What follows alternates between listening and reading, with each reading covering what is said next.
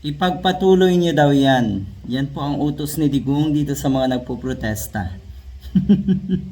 Sa mga nagrarally. Sige, maglunsad uli kayo ng rally sa mga susunod na araw.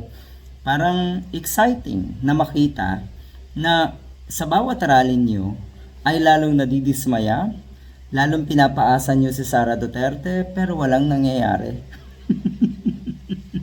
Yun yung masaklap. Naalala ko yung sinabi na si Harry Roque na lumabas na daw ang mga kababayan natin. EDSA people power na daw. Kaya hiya kayo talaga. Ano? Oh, yung mga hinakot nyo nga, hindi na rin nakatiis. 'Di ba? Nagsiuwian. At yun nga, ang sinasabi ng ilan dyan sa rally na yan ay hindi daw sila uuwi hanggat hindi bumababa sa pwesto si PBBM. Talaga lang, puwersa na ba yung inyo na yan? Hindi nga kayo umabot ng halos 100,000 eh. Diba? Ang pinakamalaki lang ata ay 10,000 lang. Hindi kayo aabot sa puntong yan. Hindi kayo aabot sa ganong kalaking puwersa. Bigo at patuloy kayong mabibigo. So sa bawat pagkakataon na meron kayong inululunsad na rally, akala nyo talaga tagumpay nyo na. Kahihiyan ang binibigay sa inyo yan.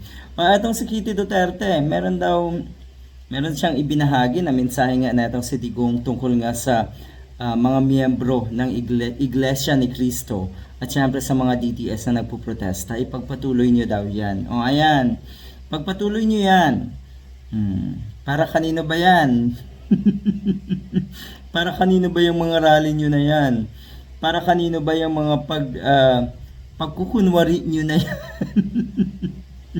Mga bayaran, mga hakot. Obvious naman, 'di ba? Malaking kahihiyan ang ibinibigay nyo, kundi hindi lang sa sarili ninyo, kundi sa pamilya nyo. At malaking kahihiyan din yan sa bansa natin. Kaya kayo talaga ang nakakahiya. Kayo ang mga sakit ng ating lipunan. Etong mga ito na maya't maya ay rally. Okay lang sana na mag-rally, magprotesta, kung sana ay malinaw kung ano yung pinaglalaban ninyo. Hindi.